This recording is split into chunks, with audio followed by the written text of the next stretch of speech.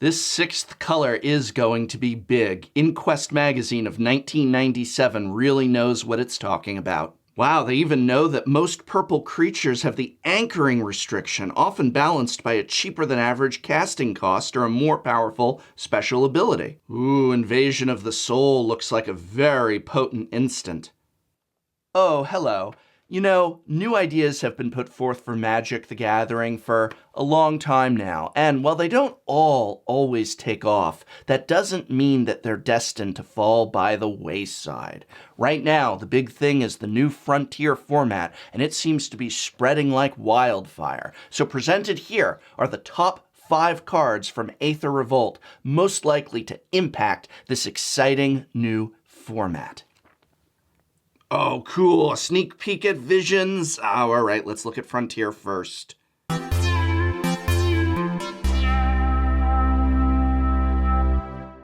All right, let's get things rolling with the number 5 card likely to have an impact in Frontier from Aether Revolt. It's Tezzeret's Touch. Bad touch. Bad touch. Good card, but bad touch. Bad touch.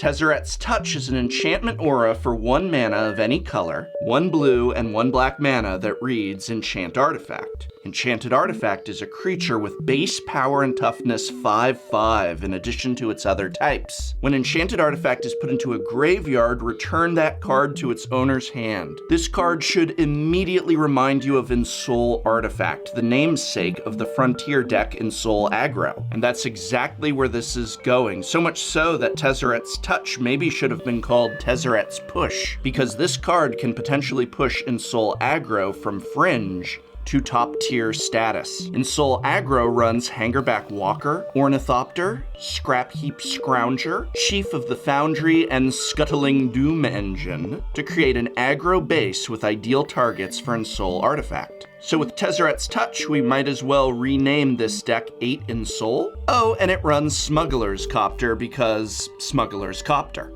Now, number 4 on our list is going to take a deck that is already one of the most explosive decks in the Frontier format and make it even more efficient. That deck is Hardened Scales, and that card, yep, you guessed it, I can only assume because I think highly of you, is Oath of Ajani. Oath of Ajani is a, wait for it, legendary enchantment that costs 1 green and 1 white and reads, when Oath of Ajani enters the battlefield, put a +1/+1 counter on each creature you control. Planeswalker spells you cast cost 1 less to cast. This is going to lower the curve and also make Hardened Scales more efficient, simultaneously making the deck one of the toughest to answer. Another aggro deck for Frontier, Hardened Scales uses, you guessed it, Hardened Scales, with cards like Den Protector, Managorger Hydra, Avatar of the Resolute, and Servant of the Scale to create another fast, efficient aggro deck for Frontier. Oath of Ajani will likely replace Verdant Gearhulk in the list, and thus creating an extremely low curve. You're going to have to be fast to outlast this. All right, card number 3 on our list is not aggro, but it is going to show aggro and even combo just what blue can do, and you knew what blue could do. It was say no. I disallow it. Disallow is a mono blue card for 1 mana of any color, and 2 blue for an instant that reads counter target spell, activated ability, or triggered ability. Snap. This may not be OG counter spell, but it is tough enough stuff. Why? Because it gives control decks a much better alternative to Silumgar's Scorn, and can even let them now interact with resolved combo pieces such as Aetherworks Marvel and Saheeli. Hey, worst case scenario, it stifles a fetch land. Coming in at number 2 on our list is a card that will bring us back into aggro. I know, settle down, settle down. It is quite possibly the best 1-drop since Wild Nactyl, and that of course is Narnam Renegade.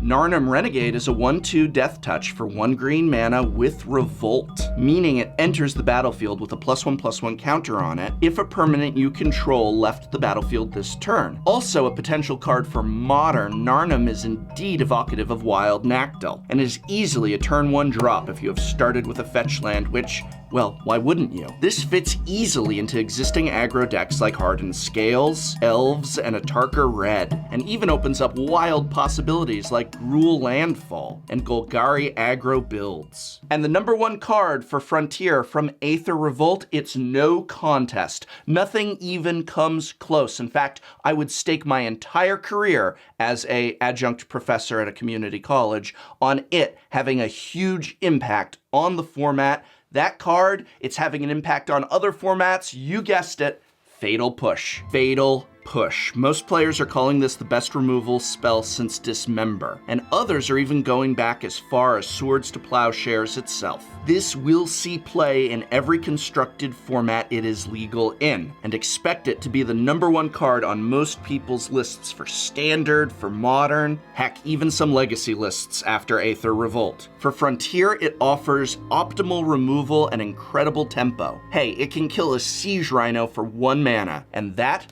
is nothing short of spectacular. I hope very much this video has been of some help to you. You can help me out by remembering to like, share, subscribe, or just by leaving a message. What cards from Aether Revolt do you think will have the biggest impact on the Frontier format? Let me know in the comments below.